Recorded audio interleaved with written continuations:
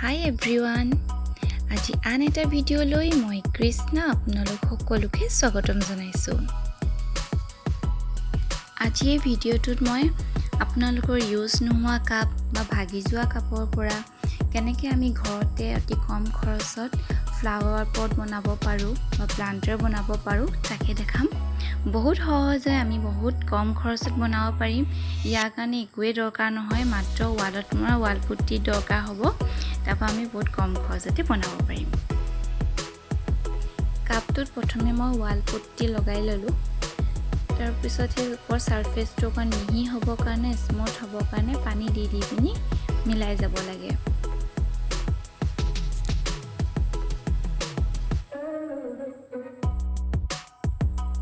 ইয়াত আমি যিকোনো ধৰণৰ ডিজাইন দিব পাৰোঁ। এতিয়া মই ইয়াত এটা মানুহৰ ৰূপ দিম, মানুহৰ মুখৰ ৰূপ দিম। সেইটো কাৰণে নাক, চকু আদি লগাই দিছোঁ।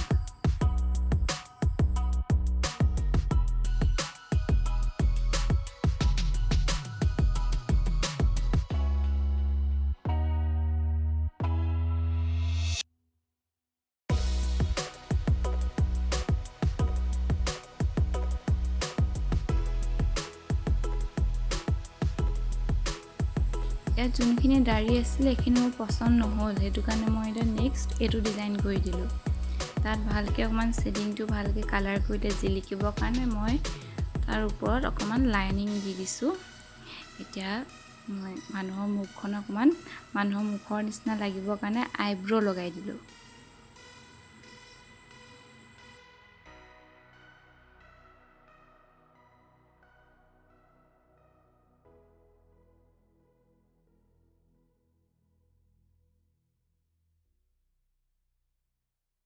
মানুহৰ ফেচটো আমাৰ অলমষ্ট কমপ্লিট হৈ গৈছে। এতিয়া তাত ডিজাইন দিবৰ কাৰণে কাপৰ তলডোখৰত প্লান্টাৰটো অকণমান ধুনীয়া ডিজাইন দিবৰ কাৰণে আমি বটলৰ ওপৰ পাৰ্টটো কাটি ল'ম।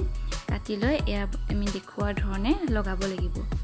তাৰ কাৰণে আমি ওপৰ কাপটো যেনেকৈ মানুহৰ ফেচটোত ৱাল পুট্টি লগাইছিলোঁ তেনেকৈ আমি বটলৰ ওপৰডোখৰত আমি লগাই ল'ম।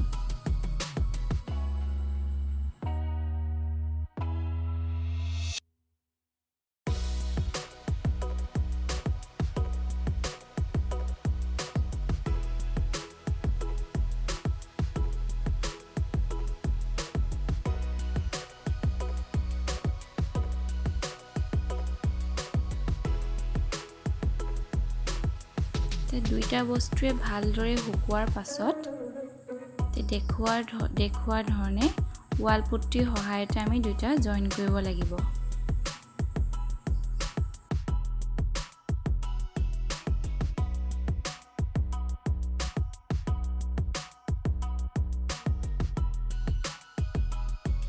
লগোৱা কমপ্লিট হৈ যোৱাৰ পাছত আমি তাক ভালদৰে শুকাবলৈ দিম। আৰু শুকাই যোৱাৰ পাছত তাৰ ছাৰ্ফেচটো বহুত খহটা হৈ থাকে আৰু ৰং কৰিবলৈ অসুবিধা হ'ব। সেইকাৰণে আমি চেণ্ড পেপাৰ দি ভালকৈ মিহি কৰি ল'ম যাতে কালাৰ কৰিবলৈ সুবিধা হয়।